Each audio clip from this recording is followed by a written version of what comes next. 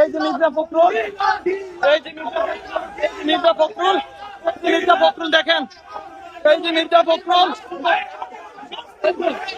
এই যে দেখেন জুলাই সন্ত্রাসীরা, এই যে দেখেন জুলাই সন্ত্রাসীরা।